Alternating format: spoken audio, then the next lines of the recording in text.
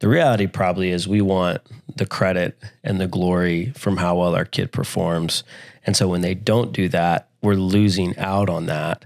And so we might add to that pressure.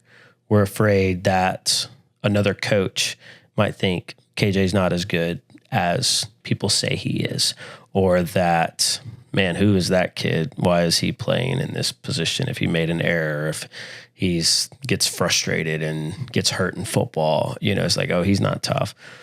And so we'll put that pressure on our kids. And really that's our own baggage and emotion, our own fear of failure, our own fear of not being accepted. I know even you said something this week, he's kind of been struggling at the plate in baseball. And this week was probably maybe worst tournament all year, I would think. And so we were talking about it and he got a little emotional and you said you didn't want to embarrass us, I think is the way you said it. Is that the way you said it? Yeah. And so tell me a little bit more about that and where you think that, what do you mean exactly by that? I mean, kind of if I play bad, I don't want y'all to because the people might think I play bad and y'all might not want them to think that. Yeah. And they might think that y'all are bad parents or whatever about me playing bad. And do you think that's true? That we're bad parents just because you play bad? No. So that would be a lie that we are believing in the moment, and we want to process where that's coming from. And ultimately, as Christians, we believe we give that to God and trust him with that, and he can begin to change our hearts. We believe the truth, which is we're your parents no matter what. And if we're embarrassed with you, whose fault is that? Y'all's. Yeah, it's kind of on us, right? And there's a verse that says, God is not ashamed to be called our God, that Jesus is not ashamed to be called our brother, which is fascinating to me. I don't know if you've ever been embarrassed of one of your siblings.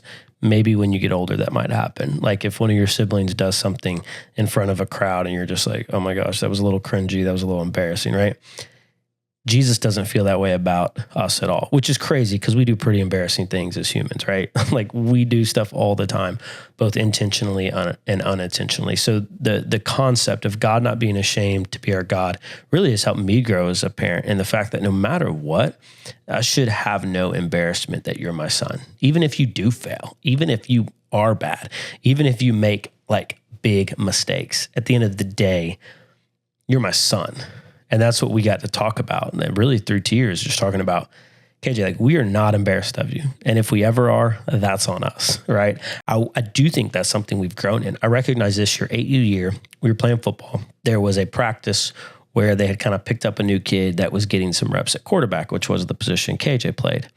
And I remember that practice, I was on KJ. I mean, every little thing he did wrong.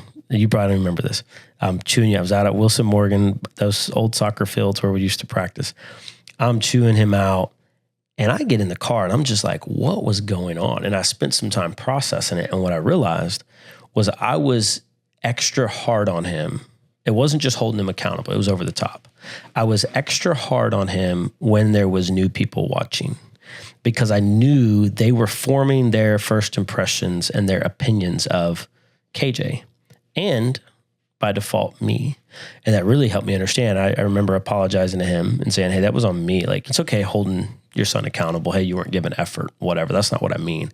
But I can tell where it's coming from, if it's me coming from anger or my own embarrassment. And so that's just something that I think I've grown in. I still feel it come up. If you're on a new team or there's a new kid that joins the team, but not near as much as I used to. I've kind of now hey, if someone views KJ negatively purely based through his sports performance, that's their problem.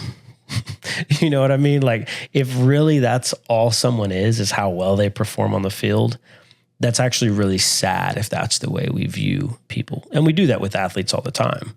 I've become more sensitive to this now that KJ has more of a following, is the way people talk about guys say a Bo Nix who, maybe they don't like him for whatever reason. They don't know Bo Nix. They can just get it on a comment thread and assume someone is a better or worse human based on how well they performed in a sport, in a game, So that's something I think we've grown in.